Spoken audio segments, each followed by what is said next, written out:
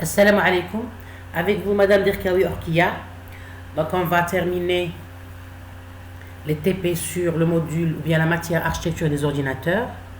Bien sûr, on est en train d'utiliser comme outil dans notre TP le simulateur du langage assembleur qui est le QtSpim. Ok.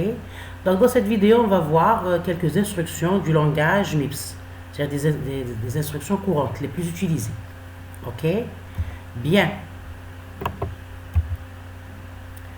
Donc, avant de passer aux instructions, on va parler un petit peu sur le processeur MIPS, ou bien de type MIPS. Donc, le processeur MIPS est un processeur de type RISC, on l'a déjà vu dans la vidéo précédente. C'est-à-dire RISC, ici R-I-S-C, c'est-à-dire ces acronymes ou bien ces abréviations veulent dire R c'est Reduced Instruction Set Computing, pour lesquelles les instructions de taille fixe sont régulières, c'est-à-dire le processeur MIPS, les instructions sont de taille fixe et elles sont régulières. Et puis, où l'accès à la mémoire utilise des instructions spéciales.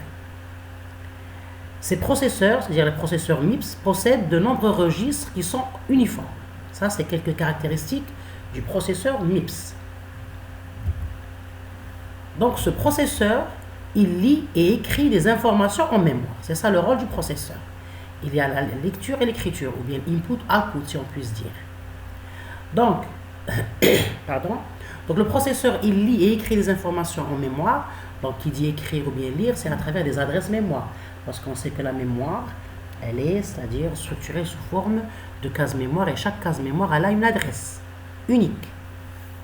Donc, il peut, de plus, c'est-à-dire le processeur, il peut aussi effectuer des opérations arithmétiques. Donc, il peut faire des stockages, c'est-à-dire lire et écrire, stocker et lire, stocker c'est-à-dire des variables et des valeurs dans la mémoire, ou bien lire des variables de la mémoire, et aussi il peut effectuer des opérations arithmétiques, comme par exemple l'addition, la multiplication, la division, et ainsi de suite. Et aussi des opérations logiques, comme le et, le ou, le non, et ainsi de suite. Donc il fait des opérations, et il fait des lectures et des écritures d'informations. Donc, chaque action que le processeur peut effectuer est appelée une instruction. Donc, je suis en train ici de donner un petit peu la terminologie utilisée dans la programmation assembleur, ou bien la programmation MIPS. Donc, le programme, il est formé d'un ensemble d'instructions. Donc, les actions que le processeur fait sont des instructions, comme la lecture et l'écriture des informations en mémoire, comme les opérations arithmétiques, l'addition, la multiplication, la division, et aussi comme les opérations logiques, comme le et, le ou, le non, et ainsi de suite. Donc les instructions effectuées par le processeur sont stockées dans la mémoire. Très bien. Maintenant, le processeur, il dispose d'un petit nombre d'emplacements mémoire d'accès plus rapides qui sont les registres. Ok? Donc, le processeur, il est structuré ou il bien contient c'est-à-dire un nombre limité, ou bien un nombre fini de registres qu'il utilise pour effectuer ces différentes opérations, ou bien ces différentes instructions, et l'accès à ces registres, il est rapide. Bon, le fait de dire rapide par rapport à quoi? Je peux dire par rapport à l'accès vers la mémoire. Donc l'accès vers une adresse mémoire, c'est-à-dire il est plus lent que l'accès vers un registre du processeur. Ça, c'est une petite remarque sur le plan temps d'accès. Donc, le processeur, il contient un petit nombre d'emplacements mémoire d'accès plus rapide qu'on appelle registre. Donc, un registre, c'est un emplacement mémoire dans le processeur, et l'accès vers le registre, il est rapide. Très bien. Maintenant, quels sont les registres qui sont contenus dans le processeur MIPS? Donc, un processeur MIPS dispose de 32 registres de 4 octets chacun. Donc, chaque registre contient 4 octets. Donc, qui dit le fait de dire 4 octets, c'est-à-dire 32 bits. Parce qu'un octet, il contient 8 bits. Donc, chaque registre, il contient 32 bits. Donc, les registres contenus dans le processeur MIPS sont de taille de 32 bits chacun. Donc, on les distingue des étiquettes par le signe $. Donc, pour pouvoir, montrer que c'est un registre, on écrit le signe $ avant le nom du registre. Donc, un registre, il a un nom. Et pour le spécifier dans les instructions, on écrit un $ avant le nom du registre. Donc, on travaille en général avec le registre suivant. Il y a plusieurs registres dans le processeur MIPS. Les registres les plus utilisés sont les suivants. Ils ont des numéros, ils ont un nom qu'on code dans le programme assembleur, et bien sûr leur utilité ou bien leur fonctionnalité. Donc, par exemple, les numéros de registre de 8 à 15, on utilise le registre R8 jusqu'à R15, les registres de 24 jusqu'à 25, le registre 31 et le registre 29. Leur nom, bon, on peut avoir dollar, c'est-à-dire de 8 à 15, c'est dollar T0 jusqu'à dollar T9, par exemple. Il y a dollar RA, il y a dollar SP. Donc, le dollar T0 jusqu'à dollar T9, ce sont des registres courants, les plus utilisés. Le registre dollar RA 31, c'est une adresse de retour après un saut. Et puis il y a dollar SP, c'est un pointeur de haut de la pile, ou bien de la stack. Donc ici, ou bien stake en anglais. Donc ça, c'est, et on touchera très bien l'utilité de chacun de ces registres-là lorsqu'on va faire des programmes en assembleur avec Qtspim, avec le simulateur Qtspim. Bon, il y a aussi les numéros de registre, c'est-à-dire dont les noms sont, c'est-à-dire V0 jusqu'à V1. Donc, par exemple, c'est-à-dire on a la valeur de V0 qui peut être égale à 2, 3, 4, 7. Donc, ces registres V0, ce sont des registres qui appellent, c'est-à-dire ils font des appels et ils ont des résultats de routine. Donc, c'est des arguments de routine, comme par exemple le service système qui est syscall. Donc, on a le registre V0, V1, A0, A3, ainsi de suite. Donc, déjà, on voit ici que chaque registre a un nom et une utilité. Donc, on va toucher, c'est-à-dire on va utiliser ces noms-là dans les programmes et voir leur utilité dans les exécutions de nos programmes. Bien. Donc, l'essentiel, il faut retenir que le processeur MIPS dispose de 32 bits, de 32 registres, d'accord. Chaque registre, il est de taille de 4 octets, c'est-à-dire 32 bits. Très bien. 4 x 8, c'est 32, très bien. Et bien sûr, chaque registre a un numéro et un nom pour pouvoir utiliser dans la programmation. Et une fonctionnalité ou bien une utilité. Très bien. Maintenant, il y a un registre spécial qu'on appelle Program Counter, c'est-à-dire, il a comme nom PC. C'est les acronymes PC, Programme, et C, c'est Counter, c'est-à-dire compteur. Donc, un registre, c'est un registre spécial, pourquoi? Donc, un registre spécial qui est nommé PC, ou bien Program Counter, contient l'adresse de la prochaine instruction à exécuter de façon répétée. Donc, ça, c'est un compteur des différentes instructions d'un programme assembleur. Donc, un programme assembleur, il est formé de plusieurs lignes d'instructions. Chaque instruction, elle a une adresse. Donc, le compteur PC, c'est un compteur qui contient l'adresse de la prochaine instruction à exécuter par le processeur. Donc, on sait que le processeur, il exécute les instructions ligne par ligne, de façon consécutive. Donc, chaque adresse d'instruction à exécuter, c'est-à-dire la prochaine instruction à exécuter, son adresse, elle est placée dans le compteur ou bien dans le registre spécial qui est nommé PC. Bien. Donc, en général, le processeur, qu'est-ce qu'il fait? De façon répétitive, bien sûr, c'est-à-dire selon le nombre d'instructions qui se retrouvent dans le programme assembleur, il lit l'instruction stockée dans l'adresse mémoire contenue dans de l'adresse contenue dans le compteur ou bien le registre PC. Donc, il va lire cette instruction qui est stockée à l'adresse contenue dans le PC. Donc, comment il va détecter l'instruction? Avec son adresse. L'adresse de l'instruction, elle est stockée dans le registre PC. Donc, il va lire l'adresse. Pour pouvoir trouver l'instruction et la lire.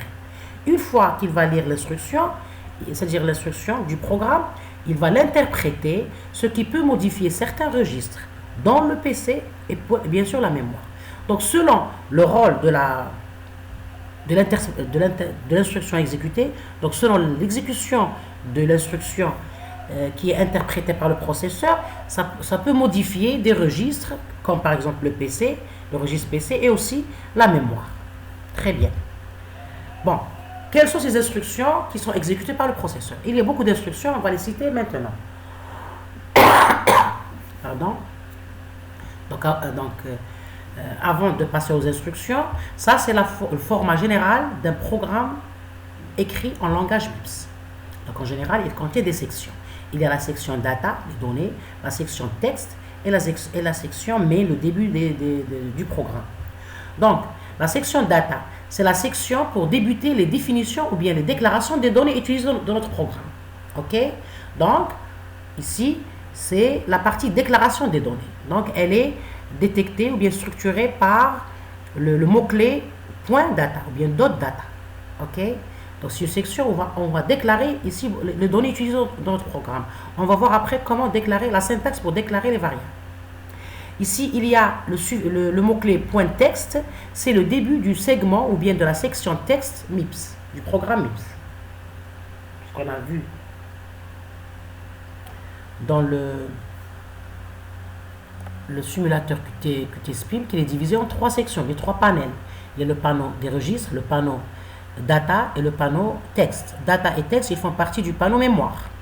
On va voir ça avant de terminer. On va lancer Qt-Spim pour se rappeler des différents constituants de l'interface principale du simulateur Qt-Spim. Donc, j'ai mon raccourci du simulateur ici Qt-Spim, je vais l'exécuter. J'ai installé le raccourci sur mon bureau, bien sûr. Donc, je vais le lancer. Par l'occasion ici, avant de terminer, vous remarquez que l'image utilisée dans mon arrière-plan, c'est des fleurs de tulipe. Donc, parce que c'est des fleurs que j'aime beaucoup. C'est des fleurs qui ont beaucoup de sens, beaucoup de sémantique. Et aussi sur le plan, c'est-à-dire visuel, c'est beau à voir. Ça, c'est entre parenthèses. Bien. Donc, j'ai lancé mon Qt-Spim. Donc, vous voyez ici, lorsque je l'ai lancé, il a lancé l'interface principale et il a lancé aussi la console. Alors, la console ici, elle est vide parce qu'on n'a rien fait. On n'a pas chargé un... Vous voyez ici, avant. Je vais relancer pour voir le message qu'il donne au début d'exécution.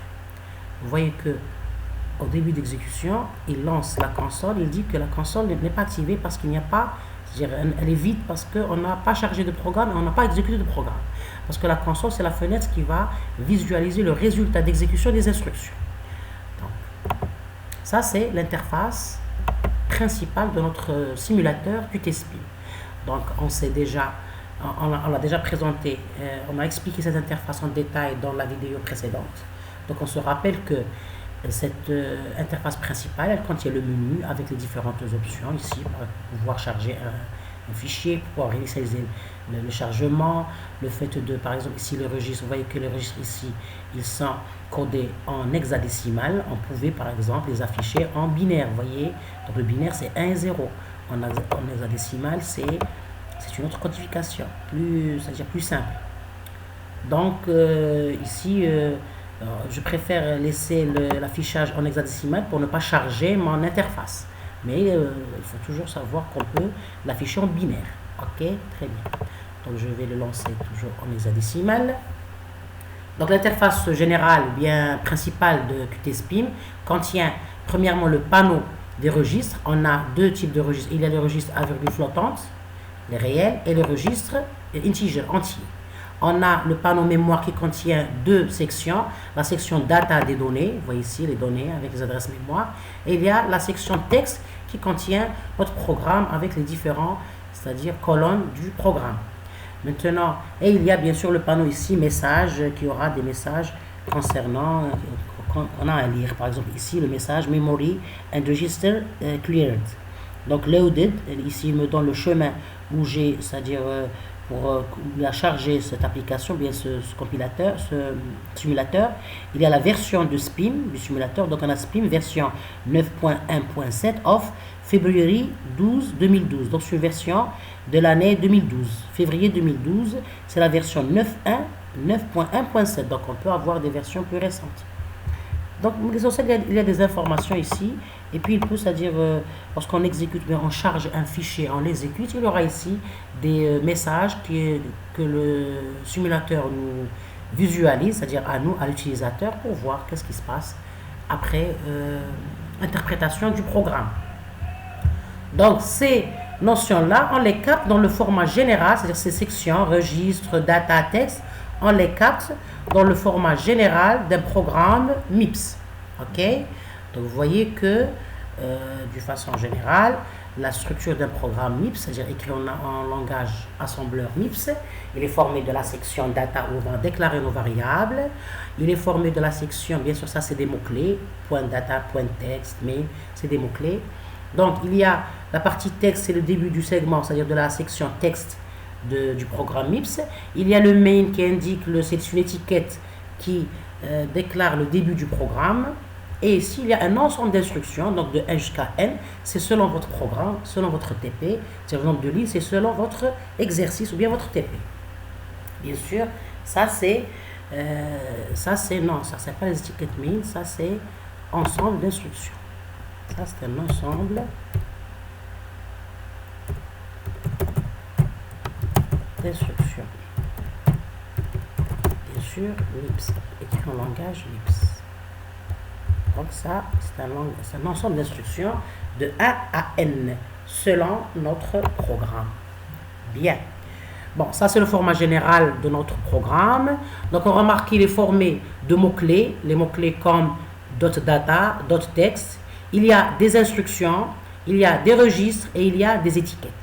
Donc dans la partie .data, on va déclarer la zone de mémoire des données. Donc on va stocker nos variables. Ok, ici c'est cette partie .data, c'est pour déclarer les variables, elle est stockée dans la mémoire. Donc en général, les variables, ils ont un nom et un type. Donc les types utilisés, c'est-à-dire les types supportés par MIPS, sont le type .byte. Donc c'est-à-dire c'est une variable qui a comme taille un octet, donc 8 bits. Il y a le type .half-word, donc c'est une variable qui a 2 octets, c'est-à-dire elle est de taille de 2 octets, c'est-à-dire 16 bits, 8 fois 2 c'est 16. Il y a le type de variable word, donc elle contient 4 octets, cette variable, c'est-à-dire 32 bits. Et il y a la variable space, donc c'est un type, .space c'est un type qui indique, c'est-à-dire simplement qu'on doit réserver un nombre d'octets qui est indiqué ici, un nombre n, donc space n. Donc par exemple ici space 40, on a, c'est-à-dire réservé 40 octets dans l'espace mémoire qui va être utilisé. C'est-à-dire genre d'un tableau si je puis dire. Ok, donc le type space indique simplement que l'on réserve le nombre d'octets indiqués. Par exemple, ici on a indiqué 40, donc il va réserver 40 octets pour cette variable-là. Bien sûr, la variable, elle a un nom. Et on va l'utiliser. Ici, il y a le mot-clé .text, ok, qui montre le début de la zone texte du programme. Et il y a des instructions. Donc, il y a beaucoup de types d'instructions, LW, LA, add, add-i. On va les voir en détail par la suite, sur le plan syntaxique et sur le plan sémantique. Parce que j'ai dit que pour apprendre n'importe quel langage, entre autres le MIPS, il faut, c'est-à-dire qu'un langage, il a une certaine syntaxe et il a une certaine sémantique. Donc, il y a la syntaxe, ça concerne la façon d'écrire les différentes instructions du langage, et la syntaxe et la sémantique, c'est le sens de l'instruction. Cette instruction, qu'est-ce qu'elle fait? Il y a la fonctionnalité de l'instruction. D'accord? Donc, pour apprendre le langage MIPS, il faut apprendre la syntaxe de l'instruction pour ne pas avoir des erreurs lorsque le simulateur QtSpim, c'est-à-dire simule ou bien interprète votre programme. Donc, il faut que la syntaxe soit correcte, sinon il va vous lancer des erreurs. Et aussi le côté sémantique pour pouvoir écrire l'instruction qui reflète ce que veut l'exercice ou bien ce que veut le TP. Donc, on ne peut pas écrire des instructions comme cela. Il faut écrire l'instruction qui s'adapte à votre exercice ou bien votre TP. Par exemple, si on a une instruction, eh bien, il faut utiliser l'instruction. Et si on a c'est-à-dire une addition, notre TP fait une addition.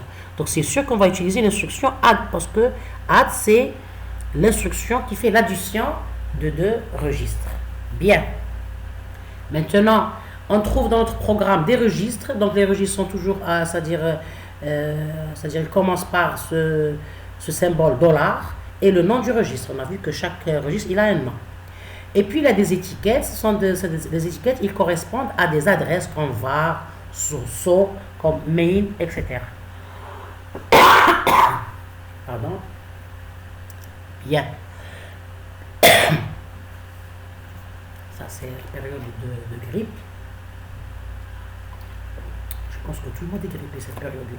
Début janvier, je remarque qu'il y a un taux élevé de grippe chez les gens. La chifa, le gémir. Bon, maintenant, après avoir vu le format général d'un programme, MIPS, on a parlé des différentes parties, ou bien différentes sections. Donc, on va passer maintenant à la déclaration du variable. C'est important. Parce que les données dans le programme MIPS, c'est important. On manipule des données. Donc, il faut déclarer les données qu'on va manipuler. Et ces données-là sont stockées dans des adresses mémoire et des registres. Donc, pour déclarer une variable, on suit la syntaxe suivante. Sur le plan syntaxique, c'est ça, la syntaxe de déclaration du variable. Donc, on utilise ici le nom de la variable, ok. On écrit 2 points. Ici, on donne le type de la variable, espace, et on écrit une valeur initiale de la variable. Donc, en général, le type, il y a plusieurs types qui sont supportés par le langage MIPS. Donc, il y a par exemple le type byte, c'est une variable qui a 8 bits. Il y a le type half, c'est une variable qui a 16 bits, c'est-à-dire 2 octets, donc 8 fois 2, donc 16 bits. Il y a la variable de type word qui a 32 bits. Il y a la variable de type ASCII, c'est une chaîne de caractères. Il y a la variable de type ASCII, on ajoute un Z à la fin, donc c'est une variable de type string, mais qui se termine avec nul, donc null terminated. Il y a la variable numérique qui est de type float, c'est-à-dire c'est une variable de 32 bits, c'est IEEE, IEEE c'est une norme, ok? Essayez de chercher que veut dire la norme IEEE. J'aurai l'occasion de vous préparer une vidéo sur la notion de norme et que veut dire la norme IEEE, c'est-à-dire I3E. Donc, le type float, qui est supporté par le langage MIPS, c'est une variable qui contient 32 bits et c'est le floating point number, c'est un nombre de type float. Il y a la variable de type double, donc c'est une variable qui a 64 bits, vous voyez, donc c'est le double de 32, 64 bits. Donc c'est un nombre float qui a 64 bits. Et il y a la variable de type space, donc space, et ici on donne le nombre, c'est-à-dire d'octets. Donc, on a n bytes, c'est-à-dire n octets pour initialiser la mémoire. C'est-à-dire on initialise la mémoire, on va stocker ou bien réserver un espace mémoire qui a c'est-à-dire un nom ici, et c'est un certain nombre d'octets qui est réservé pour son utilisation. Donc, c'est comme si, c'est-à-dire le type space, comme si on va utiliser un nombre de variables en même temps, un nombre comme genre d'un tableau. Donc, un nombre de variables, on va manipuler un nombre de variables en même temps. Vous voyez, donc on utilise le type space. Et ici, on fixe le nombre des octets. Bien. Donc, ça, en général, c'est les types qu'on va utiliser dans nos programmes. D'une façon, c'est-à-dire générale. Bien. Maintenant, on va passer aux instructions. Donc, on a parlé de la partie data ici. Donc, on a dit que c'est le mot-clé qui montre la section du programme MIPS où on va déclarer les variables utilisées dans notre programme. Okay? Possible qu'on aura un exercice ou bien un TP où on n'a pas de données. On va utiliser directement des registres. C'est-à-dire les valeurs sont directement stockées dans le registre sans déclarer des variables. Donc, elle peut être vide. C'est-à-dire on peut ne pas avoir des variables et utiliser des registres directement. L'essentiel dans la partie data, c'est une partie qui va contenir la déclaration des données ou bien des variables utilisées dans notre programme. Et je vous ai donné la syntaxe de déclarer une variable et les différents types qu'on peut utiliser. Bien sûr, le choix du type, il est fait selon notre exercice. Si on a c'est-à-dire, c'est selon votre type de données qui sont contenues dans l'exercice. Bien. Donc, bien. Et puis, on va passer à la partie, c'est-à-dire point de texte, c'est la partie section où on va écrire notre programme, les instructions du programme, c'est-à-dire ce sont les instructions qui vont manipuler les données qu'on a déclarées ici, donc, et voir les résultats des différentes exécutions de ces instructions. Donc avant de passer aux exécutions, on doit écrire les instructions. Donc, quels sont les types des instructions? On a plusieurs types d'instructions. En général, on a 3 types d'instructions. Il y a les instructions de transfert entre registre et mémoire, c'est-à-dire le transfert, lecture et écriture entre registre et mémoire. Donc, il y a le chargement, charger des variables, bien de registre, et sauvegarder des variables. Donc, les instructions de sauvegarde et de chargement, ou bien de loading, load en général, ok, en anglais. Donc, il y a des instructions de transfert entre registre et mémoire, donc chargement et sauvegarde, 2 types d'instructions, chargement et sauvegarde. Il y a le deuxième type, c'est les instructions de calcul. Comme on l'a déjà dit, le processeur il effectue des opérations de calcul, des opérations arithmétiques, comme par exemple l'addition, la multiplication, les opérations logiques, les comparaisons, les sauvegardes, ainsi de suite. C'est des instructions de calcul. Il y a des instructions de saut. Lorsqu'on a des calculs répétitifs, par exemple, il y a des sauts inconditionnels, il y a des sauts conditionnels et il y a des sauvegardes toujours. Et bien sûr, il y a les appels système, c'est-à-dire pour les affichages, l'impression, etc. Les appels système, ce sont c'est-à-dire des exécutions du système. Bien. Maintenant, on a vu les différentes instructions. On va essayer de détailler chaque type d'instruction. Premièrement, les instructions de chargement. Donc, concernant les instructions de chargement, on utilise par exemple l'instruction LW, donc on utilise des abréviations. LW, ça veut dire, son acronyme, c'est load word, chargé une variable de type word. LW, LI, load immediate, chargement immédiat, sans déclaration de variable. Il y a LA, je charge une adresse. Il y a LB, je charge un byte. Il y a LBU, je charge un byte infinite. LH, c'est load half word, une variable de type half word. LHU, c'est load half word unsigned. Donc ces instructions permettent de changer le contenu des registres. Donc c'est des chargements. Bien. Donc par exemple, ici la syntaxe de chaque instruction est la suivante. J'écris le nom de l'instruction, vous voyez ici c'est en minuscule, c'est LW espace. On a deux registres, destination et adresse. Donc destination, qu'est-ce qu'elle fait? Donc la syntaxe c'est ça. C'est LW espace et deux variables ici qui sont espacées avec une virgule. Qu'est-ce qu'elle fait cette instruction? Elle charge dans le registre destination le contenu de l'adresse ADR. Donc elle va prendre le contenu de l'adresse ADR, c'est-à-dire que c'est une variable qui est stockée dans la mémoire à l'adresse ADR. Elle va prendre le contenu, c'est-à-dire ce qu'il y a dans l'adresse, le contenu de l'adresse, donc la vraie valeur de la variable, on peut dire la variable, la valeur de la variable, parce qu'on sait que chaque variable, elle a une adresse mémoire où on stocke la valeur de la variable. Donc cette instruction, elle va prendre le contenu, donc le fait de dire contenu, c'est-à-dire la valeur de la variable. On va la prendre et on va la stocker, ou bien la sauvegarder, ou bien la charger dans le registre ici, où on va écrire son nom. On a vu qu'on a plusieurs registres, 32 registres. Bien.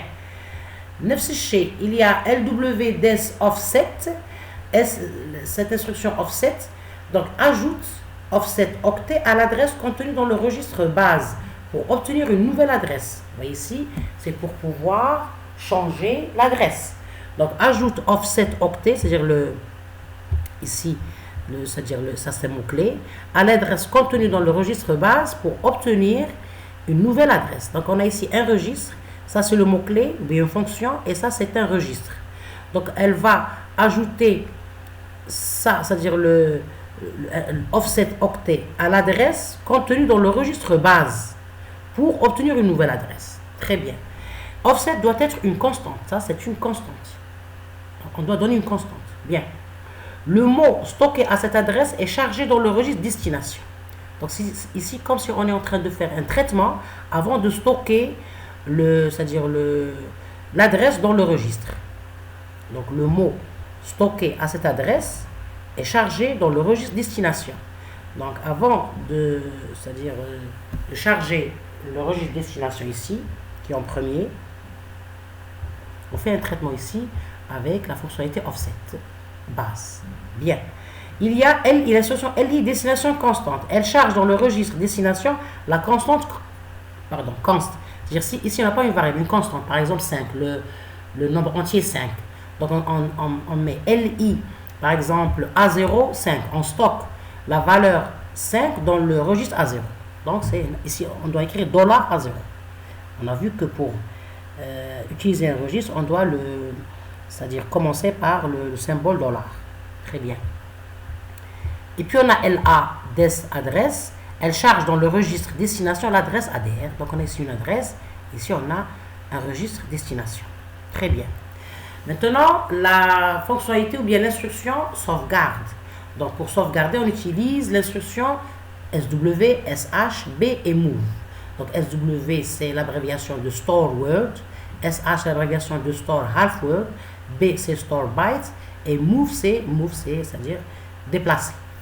Donc SW, la syntaxe de cette instruction est la suivante. SW espace, on a ici deux registres et une virgule, bien des registres et des adresses et une virgule entre les deux. Donc qu'est-ce qu'elle fait cette instruction? Elle sauvegarde le registre source dans l'adresse. Elle sauvegarde le registre source dans l'adresse ADR. Très bien. Donc la sauvegarde. Maintenant, SW source offset base, donc on utilise toujours la notion offset base. Elle ajoute la constante offset à l'adresse contenue dans le registre base pour obtenir une nouvelle adresse. C'est le même procédé comme LW. Maintenant, donc sauvegarde SW sauvegarde le registre source à cette adresse. Donc on fait un traitement déjà à l'adresse, puis on va la stocker dans le registre source. Il y a l'instruction move destination source. Elle sauvegarde le contenu du registre source dans le registre destination. Le contenu, c'est-à-dire la valeur du registre. Bien, la valeur stockée dans le registre. Maintenant, il y a les appels système. Donc, MIPS permet de communiquer avec le système de façon simple par la commande syscall, c'est-à-dire comme en anglais, on voit ici, c'est l'abréviation en anglais system call, c'est-à-dire appeler le système. Donc, ce sont des instructions qui permettent de faire des exécutions que le système fait. Donc, la fonction utilisée est déterminée selon la valeur d'un registre qu'on appelle V0, qui est bien sûr précédé par le symbole $. Donc V0, il peut prendre plusieurs valeurs. Entre autres, il y a la valeur 1, 4, 5, 8, 10.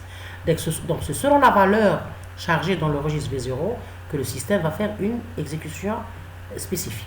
Donc si par exemple on met $V0, V0,1, donc c'est-à-dire on charge la valeur 1 dans le registre V0, donc ici il va faire une impression d'un entier, c'est-à-dire d'une variable de type entier. Donc print int, integer. Donc l'argument c'est $A0 égale entier à lire. C'est un entier qu'on voudrait lire. Bien. Maintenant si le V0 est égal à 4, donc print string. Donc c'est une adresse chaîne. On doit lire une chaîne. Si le V0 est égal à, on charge la valeur 5, donc c'est read int. Si le V0 est égal à 8, donc read string. Ici c'est une lecture et ça c'est une écriture. Bien, ça c'est une écriture et ça c'est une lecture. 8 donc $A0 adresse chaîne et $A1 longueur maximum. Et on a la valeur 10, c'est pour ce qu'on va sortir, c'est-à-dire le système sort, fin du programme. Donc ici le résultat c'est selon l'entier lu dans le registre V0 qu'il y a l'exécution du système syscall. Donc après chaque instruction $V0 virgule valeur, il faut faire un appel système, c'est-à-dire syscall. Ok, chaque fois, c'est-à-dire ça c'est une remarque importante, chaque fois qu'on charge une valeur dans le registre qui a comme nom V0, on doit faire un appel système avec l'instruction syscall. D'accord? Donc chaque fois que vous utilisez une instruction $V0 virgule le numéro 1, 4, 5, 8 ou bien 10, un de ces numéros-là, il faut après cette instruction écrire syscall. On va voir ça bien dans les programmes. Donc, il y a aussi les opérations arithmétiques. Donc, l'addition, par exemple. Pour faire une addition, on utilise l'instruction add. Donc, c'est addition. On a add immediate, c'est-à-dire avec i à la fin. On a add iu, immediate unsigned. Il y a add u, add unsigned. Il y a sub, c'est-à-dire la soustraction, moins. Et il y a sub u, soustraction unsigned. Pardon. Donc, la syntaxe de l'instruction addition est la suivante. On met add avec trois paramètres. R0, R1, R3. Donc, elle va faire l'addition. En addition, le contenu des registres R1 et R2 et on va les sauvegarder dans le résultat. On va sauvegarder le résultat dans le registre R0. Donc, on a les opérands, l'opérateur et le résultat. Donc, R0, c'est le registre qui contient la première opérande. R1, c'est le registre qui contient la deuxième opérande. Et R2, c'est le registre qui va contenir le résultat. Très bien. C'est le contraire. R0, c'est le registre qui va contenir le résultat. R1, c'est la première opérande de l'opération addition. R2, c'est la deuxième opérande de l'opération addition. Très bien. Il y a add-i, toujours R0, R1, C. Elle additionne le contenu du registre R1 avec la constante C et sauvegarde le résultat dans le registre R0. Ici, lorsqu'on met l'addition add-i, on fait l'addition avec une variable et une constante. Donc, on va additionner R1 avec la constante C et on va stocker le résultat dans R0. Donc, pour être correct dans vos programmes, il faut respecter la syntaxe. OK. Donc, add, c'est-à-dire on ne peut pas écrire add avec E à la fin. Non, il faut respecter la syntaxe du langage. C'est add, A-D-D, espace, 3 registres avec des virgules en chaque registre. Très bien. Maintenant, les instructions add, add-i, sub, c'est-à-dire sub, c'est l'instruction, provoquent une exception du processeur en cas de dépassement de capacité. Donc ici, lorsqu'on a un dépassement de capacité, donc selon la taille des variables utilisées, c'est-à-dire le système va nous lancer des exceptions et on va les lire dans le panel ou bien le panneau message. Donc une exception provoque un appel de procédure à un gestionnaire. Les variantes non signées ADU, ADUU et SUBU ne provoquent pas d'exception. On va, Inch'Allah, essayer des cas d'exception dans nos programmes assembleurs. MIPS, bien sûr. Il y a l'opération multiplication. Donc, on utilise le nom de l'instruction, c'est mult. Donc c'est pour multiplier. Il y a multi-u, toujours multiplier une multiplication unsigned. Il y a div pour faire une division. Il y a div-u pour faire une division unsigned. Donc la syntaxe de l'instruction de multiplication, c'est mult R0, R1. Donc multiplie le contenu de registre R0 et R1. Il fait une multiplication. Donc une multiplication de 2 entiers à 32 bits peut prendre 64 bits. Lorsqu'on fait une multiplication, on peut obtenir comme résultat, on sait que les registres, ils ont une taille de 32 bits. C'est le maximum. Donc si on va faire la multiplication entre les deux registres R0 et R1, on peut avoir un résultat avec 64 bits. Donc qu'est-ce qu'on fait? Et on sait que les registres, ils ont au maximum 32 bits. Donc l'opération mult, elle va séparer le résultat dans deux registres cachés, qu'on appelle LO et HI. Donc on récupère la valeur avec des opérations MF-LO et MF-HI. Que veut dire l'abréviation MF? C'est Move From LO et Move From HI. Donc vous voyez, ça c'est un comportement sain pour ne pas perdre le résultat. Donc lorsqu'on fait, donc, dans le cas où on a les deux registres R0 et R1 qui sont grands, et lorsqu'on va les multiplier, on va avoir le résultat avec 64 bits. Donc, et on sait qu'on n'a pas de registre à 64 bits. Donc, qu'est-ce qu'elle va faire l'opération mult? Elle va prendre le résultat à 64 bits, elle va le diviser en deux registres à 32 bits, qui est le maximum. Donc, elle va stocker la première partie dans un registre caché, c'est-à-dire qu'on ne voit pas, qui s'appelle LO, et un autre registre caché qu'on appelle HI.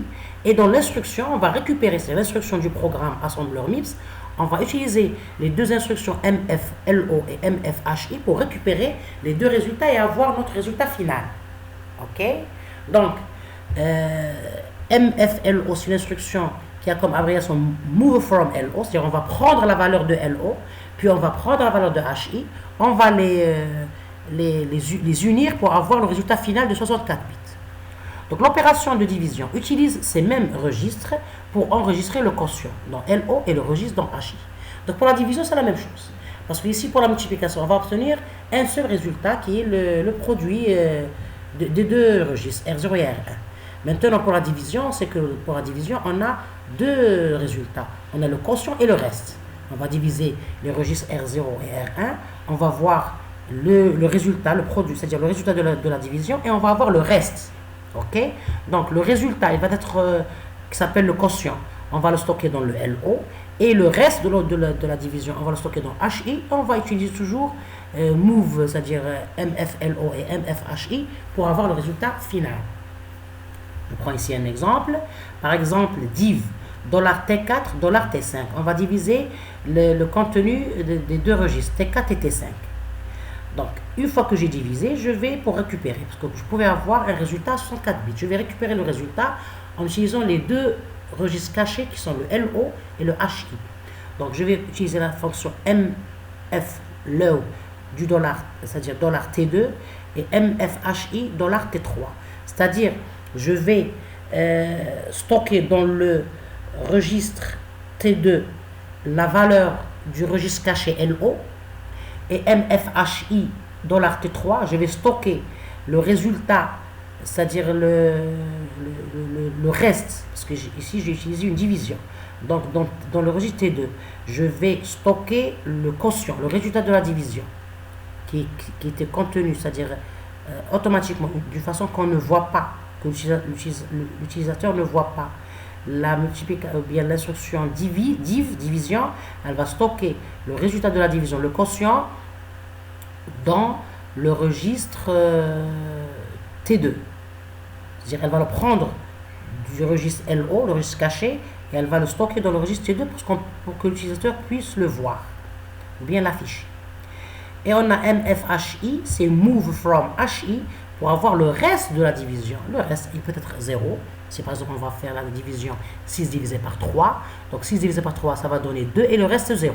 Donc dans LO, je vais stocker, c'est-à-dire l'instruction dit va stocker 2, et dans le HI, elle va stocker le 0, le reste de la division. Si par exemple je fais la division 7 divisé par 3, donc j'aurai 2 et le reste 1. Donc LO va contenir la valeur 2 et HI va contenir la valeur 1.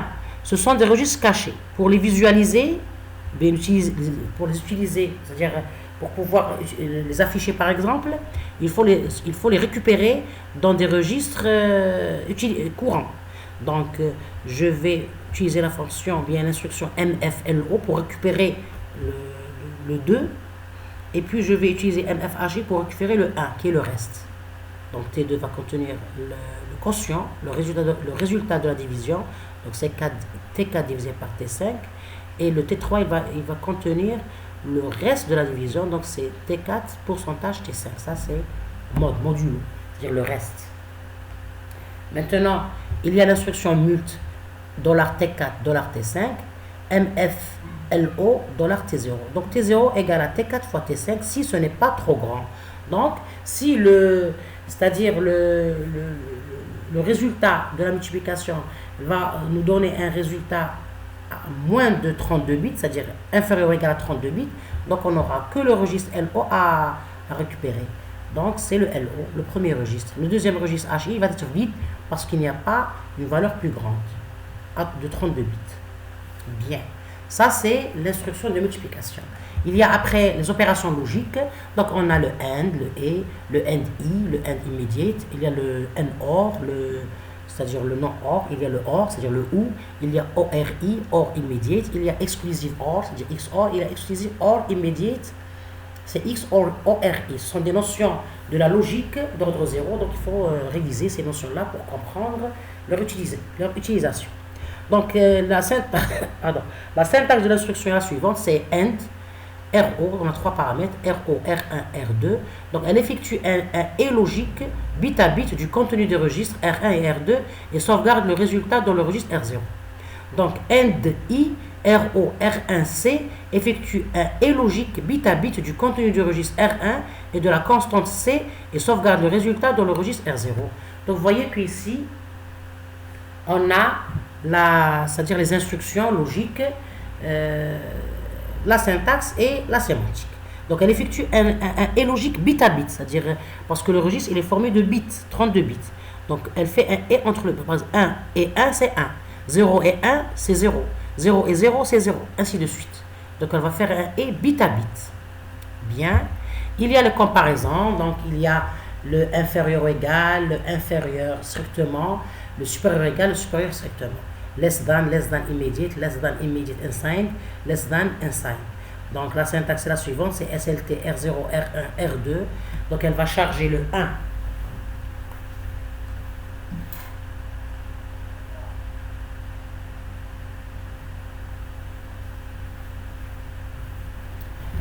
Donc je continue ici. Donc elle va charger, c'est-à-dire 1 dans le registre R0. Et le contenu de R1 est inférieur, c'est-à-dire si le contenu de R1 est inférieur à celui de R2, elle charge 0 sinon.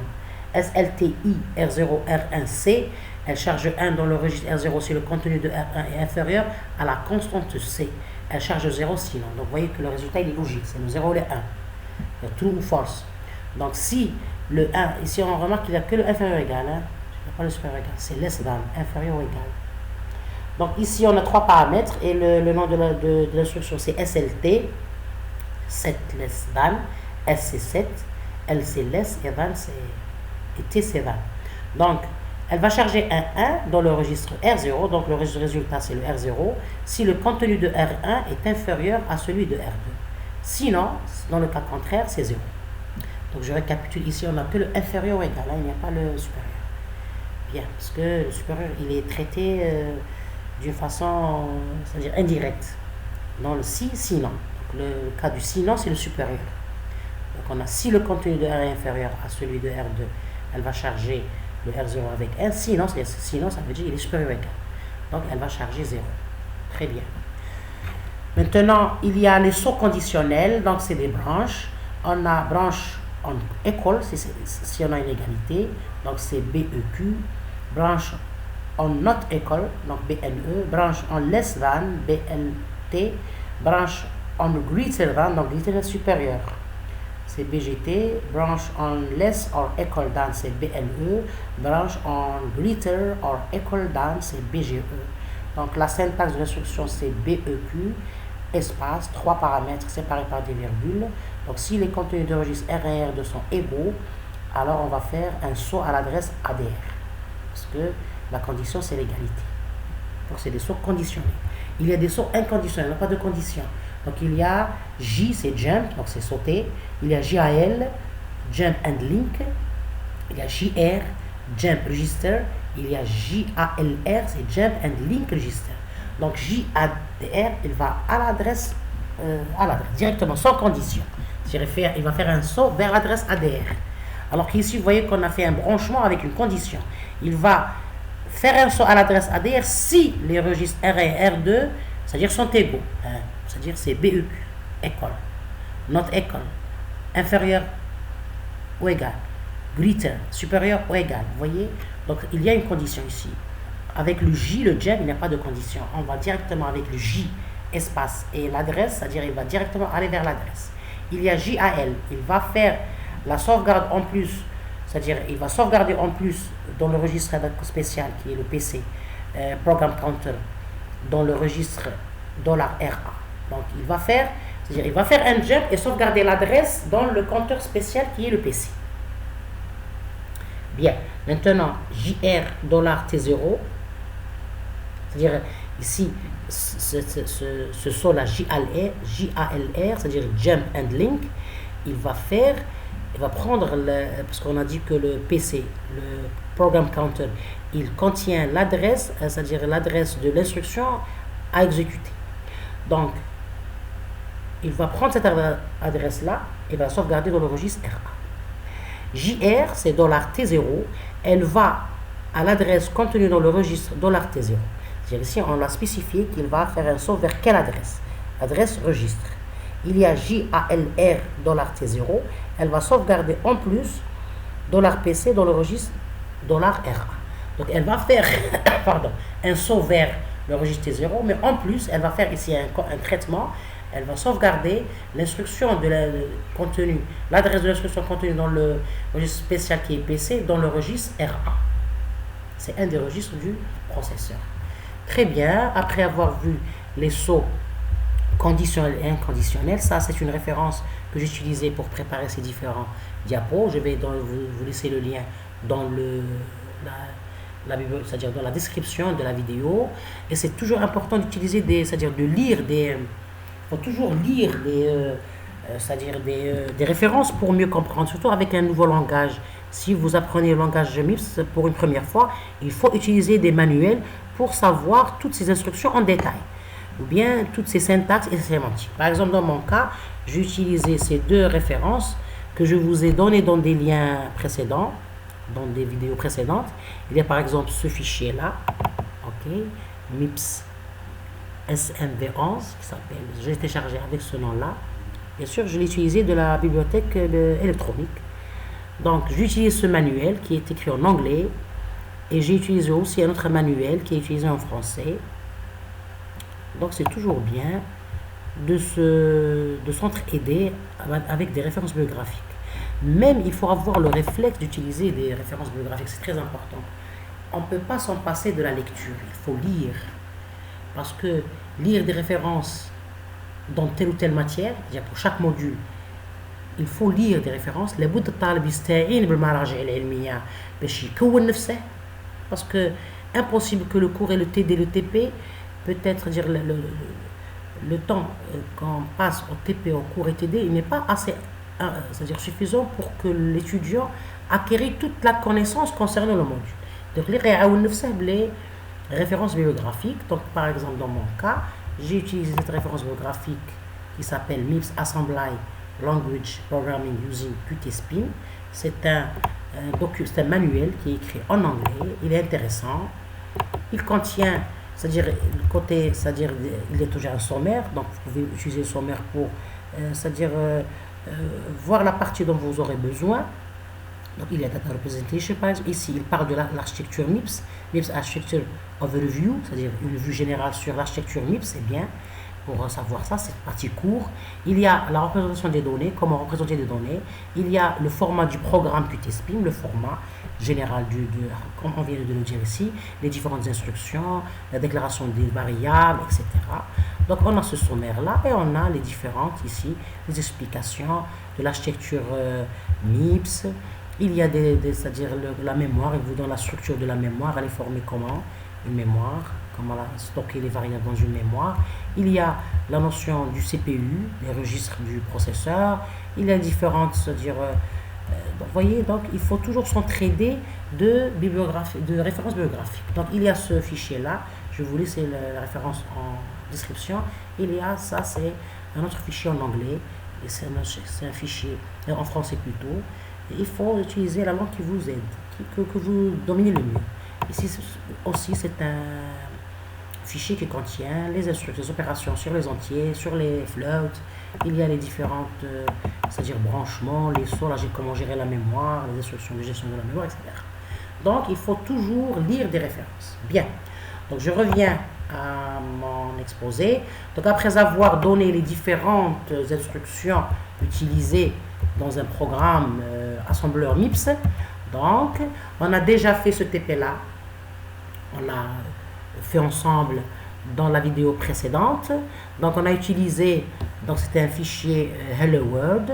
On a utilisé les instructions LI et LA. Et on a déclaré une variable de type string en utilisant le type de variable ASCII, c'est-à-dire ASCII Z. Et on a affiché le message, ou bien la chaîne Salam alaikum.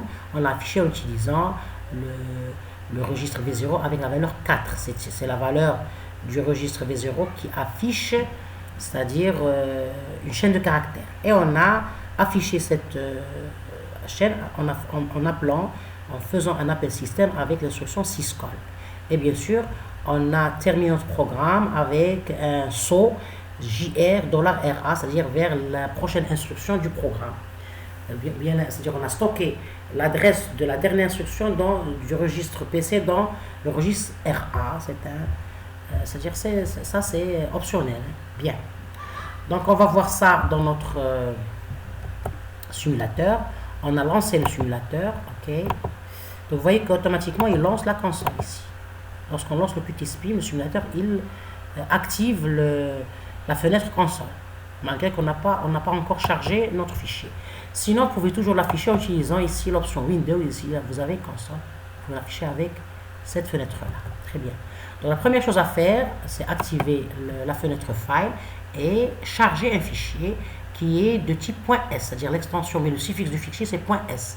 Pour que le simulateur le reconnaisse, il faut sauvegarder le fichier avec le suffixe .s. Donc je vais charger mon fichier que j'ai déjà écrit. Pour mon cas, j'ai utilisé l'éditeur de texte bloc-notes de Windows. Donc je vais lancer mon fichier que j'ai appelé TP1. Donc il a chargé, très bien, vous voyez qu'il a chargé le fichier. Vous voyez, c'est dans la partie texte de notre panel mémoire. On a le fichier texte ici, qui est écrit d'une façon qu'on peut, c'est-à-dire comprendre. Il y a le syscall ici, il y a LI $V010 qu'on a écrit, il y a les instructions utilisées ici, c'est LWA0, etc. Donc, vous voyez ici, la partie registre, c'est-à-dire, on n'a rien fait parce qu'on n'a pas encore exécuté. Donc, on va exécuter vous voyez ici le A0 par exemple, il a une valeur 3, A1 a une certaine valeur ici en hexadécimal. On va faire notre première exécution. On a exécuté, vous voyez qu'il y a un changement dans le valeur A0, il y a un changement de valeur parce qu'on a utilisé le registre A0 dans notre programme. On va le lancer avec l'éditeur. Donc TP1. Vous voyez que j'ai lancé l'éditeur bloc-notes et j'ai ici, bien sûr, mon programme écrit en assembleur MIPS. Donc dans la partie data, début de définition des données, on a la variable Bob. Dans la partie data, on a déclaré une variable qu'on a appelée Bob. Le nom de la variable c'est Bob. C'est selon la fiche de TP. On a ici le type de la variable c'est ASCII Z. On a ici la chaîne de caractères, c'est Salam alaikum. Ça c'est l'anti/n, c'est le retour à la ligne après exécution. Et puis on a la partie, c'est la section texte de MIPS et l'étiquette met le début du programme, c'est-à-dire le début des instructions du programme. Donc au début on a affecté, c'est-à-dire ici l'adresse de la chaîne à afficher, ok, bon. Et on a ici utilisé le registre V0 pour pouvoir faire un syscall, une exécution système. La valeur 4, ça veut dire qu'il va afficher une chaîne de caractères et il y a l'appel système syscall et la fin du programme. Donc ça, j'ai lu le programme en utilisant mon éditeur de texte, mais je peux toujours le lire en utilisant mon interface de simulateur Qtspim. Donc il est là. C'est ça la partie de mon programme. Vous voyez ici qu'il y a le LWA0, il y a les différentes, c'est-à-dire le main, donc c'est différentes parties de mon programme. Le LI $V010, le syscall pour pouvoir exiter parce que 10 c'est pour sortir du programme, ainsi de suite. Bien, donc une fois que j'ai chargé, j'ai exécuté, donc je vais consulter la console. Donc la console, vous voyez qu'il y a l'affichage de la chaîne de caractères Salam alaikum. Bien, ça c'est notre premier TP qu'on a fait pour pouvoir se familiariser avec l'outil Qtspim et voir les différentes, c'est-à-dire voir le format du programme et les exécutions. Maintenant, on va passer à un deuxième TP pour voir d'autres instructions. Pour le moment, on a vu l'instruction, c'est-à-dire la déclaration de la variable de type chaîne de caractères. On a chargé une variable de type chaîne de caractères. On a vu l'instruction LA, charger une adresse. L'instruction LI, charger immediately. Et puis, il y a l'appel système syscall et le saut inconditionnel JR. OK? Donc, ça, c'est quelques instructions qu'on a essayé dans notre premier TP. On va essayer de voir d'autres instructions comme des additions, des multiplications, des sauvegardes, ainsi de suite. On va essayer de tester tous ces types d'instructions qu'on a vus. C'est-à-dire les chargements, les sauvegardes, les appels système, les additions, les multiplications, les divisions et les soustractions, les opérations logiques, les comparaisons, les sauts conditionnels et les sauts inconditionnels. Donc on va faire des TP qui vont toucher la majorité de ces instructions et bien sûr voir les résultats d'exécution et interpréter nos résultats. Très bien. Donc, bien, comme par exemple ici dans notre programme, l'instruction LI descans, elle charge dans le registre de destination la constante const ici, c'est-à-dire on a la variable Bob, elle va la charger dans le LA, la variable c'est-à-dire on charge avec LA, on charge dans le registre destination, dans le registre A0, l'adresse ADR qui contient cette chaîne de caractères Salam alaikum. Donc on a chargé l'adresse de cette variable Bob dans le registre A0 pour pouvoir l'afficher. Ici, LI $V0, on a chargé la valeur 4 dans le registre V0 pour avoir fait l'affichage, un print string, c'est-à-dire l'affichage de la chaîne de caractères Salam alaikum. Très bien.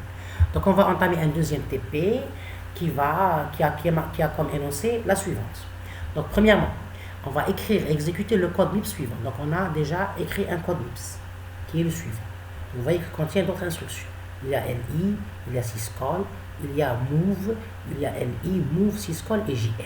Donc c'est un autre programme écrit en MIPS. Vous voyez qu'on n'a pas la partie déclaration, data n'existe pas. Pourquoi? Parce qu'on n'a pas de données, elle est vide, parce qu'on n'a pas de données à utiliser, c'est-à-dire à déclarer. On utilise directement des registres. Bien, ici, c'est-à-dire le temps d'exécution, il est plus rapide lorsqu'on n'exécute pas, lorsqu'on n'a pas des accès vers les adresses mémoire. Parce qu'on a dit que l'accès vers les registres est plus rapide que l'accès vers les adresses mémoire. Donc le TP, qu'est-ce qu'il dit? Il faut utiliser un éditeur de texte, écrire ce programme-là et l'exécuter. Donc la deuxième question, il faut lancer le programme, c'est pour l'exécution. Donc c'est sûr qu'on va lancer Qtspim.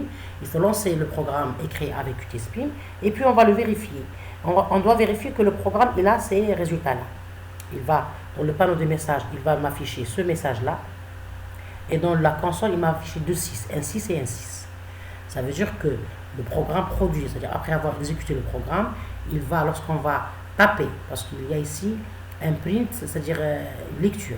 Lorsqu'on va taper 6, il va afficher 6. Donc, si on frappe, c'est-à-dire on va saisir par le clavier 6, il va, avec entrée, il va afficher un 6. Bien. Donc, troisième question, comment ajouter un retour à la ligne après la seconde, c'est-à-dire la seconde 6, la valeur seconde 6. Vous voyez ici ce que après affichage, le curseur, il reste ici après le 6, juste après. Donc, il n'y a pas un retour vers la ligne. Donc, comment faire un retour vers la ligne? Ok, donc un retour vers la ligne. Et deuxième, la quatrième question, comment ajouter un message qui demande l'entrée d'un entier au clavier? Parce que vous voyez ici que lorsqu'on va exécuter, il va donner la console vide. Il attend qu'on doit introduire un entier 6 dans la console. Donc comment afficher, comment dire à l'utilisateur qu'il doit afficher, ou bien qu'il doit écrire ou bien qu'il doit saisir un entier 6. Donc on doit ajouter une chaîne de caractères. Donc on va normalement rectifier le programme. On va rectifier ici dans notre programme pour introduire la chaîne de caractères, introduire la valeur 6. D'accord? Donc, bien, c'est-à-dire un entier. Donc, c'est ça notre TP. On va faire la résolution ensemble dans la prochaine vidéo. Donc, j'espère que vous avez saisi la majorité des, c'est-à-dire, les différentes parties de ce cours concernant le format général d'un programme écrit en MIPS, ok, et puis les différentes instructions, les différents types de données à déclarer, ou bien de variables à déclarer, et aussi les différents registres utilisés par le processeur MIPS. Et bien sûr, qui sont de taille 32 registres. Il ne faut pas oublier la déduction importante ici concernant la multiplication. Lorsqu'on a une multiplication qui donne, ou bien une division qui donne comme résultat c'est-à-dire une variable qui a plus de 32 bits, on a 64 bits, donc pour son cas, et on sait que le processeur contient des bits qui ont comme taille maximum 32 bits, donc le processeur va utiliser deux registres cachés qui s'appellent LO et HI. Ils vont contenir le résultat qui est présenté sur 64 bits, ils vont le diviser entre deux, c'est-à-dire l'opération multiplication, les divisions, elle va diviser le résultat en deux registres de 32 bits. Le premier registre c'est LO, le deuxième registre c'est HI. Pour récupérer ces valeurs et avoir le résultat final, on utilise move from LO et move from HI. MFLO et MFHI. Donc on va faire un exemple par la suite dans un TP pour voir ces différentes manipulations. Donc je vous remercie pour votre attention et à la prochaine vidéo.